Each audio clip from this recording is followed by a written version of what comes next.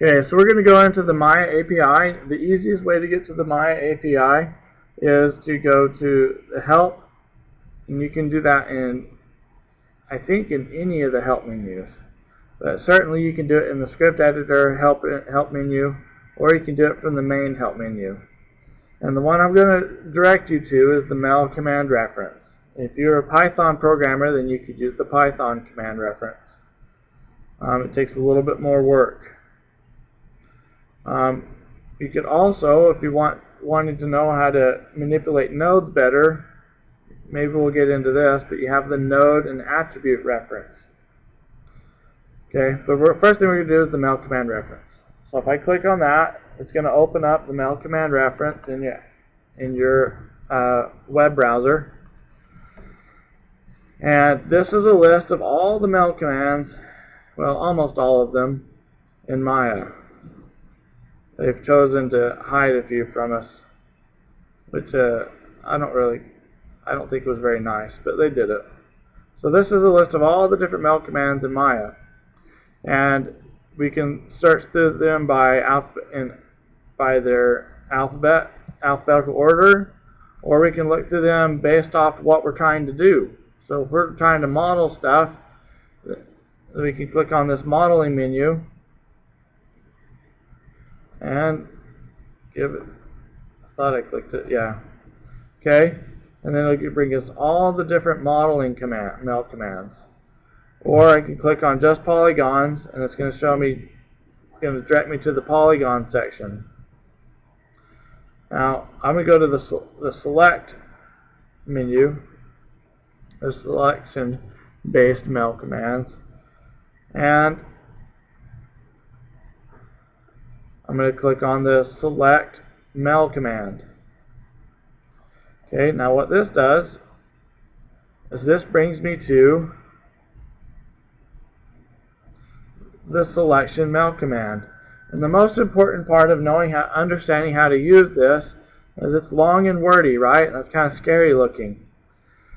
But the synopsis is the most important part. And so all you have to do to understand this is realize that this portion is always mandatory. Okay? And then all this stuff listed after it, so like the add first, add DAG objects, so on and so forth, these are what they call flags. And some of these flags are going to require arguments. And so I'll get to that. But in the end, when you type this out, it requires a list and one or more objects to be named. So you just type out the name of those objects and it will select them or deselect them based off what other flags you set. Okay?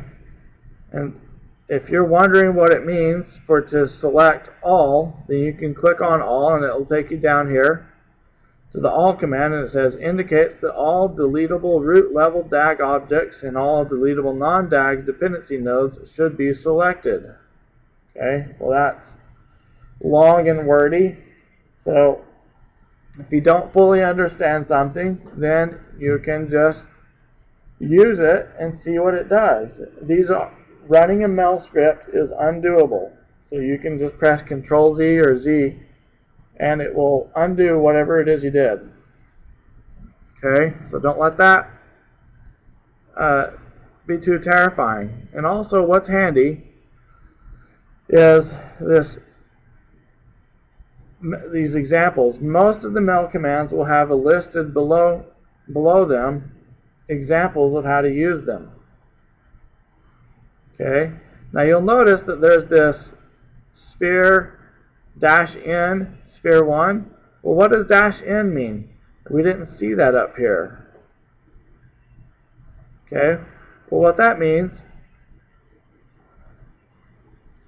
is -n is common for name. Okay, so you can also type out name. Now what I wanted to show, and this is common, we'll use this one at some point during the class, but we'll use like the select hierarchy. We can select everything based off, we can select all of a node's children just because we selected the parent. Okay? But all I really want to draw your attention to is that if we say select hierarchy, it's the same as typing out select high. So that's just the shortcut. If you're a lazy typer like I am, then you'll just say select space dash high. Okay? So now that's the names. This is the short description, and then you have this argument types. If there is an argument required, which there's not for any of these, so we'll have to go to a different mel command, but it will tell you what that type is. So there's only a few different base types inside of programming in general. And let's go to a command that does require some arguments. So let's say, let's go to modeling, let's do a polycone. Okay. Now, you'll see in here that not only does it list the different arguments or flags, those can be used interchangeably, that it also requires an argument. So let's look at this height. So if I click height, remember this is the arguments column. So if I could type in what are we on? Polycone space dash H, and then it expects a linear attribute. Okay, so what is that? Well, basically that's a decimal number that's positive. You can't have a negative linear value.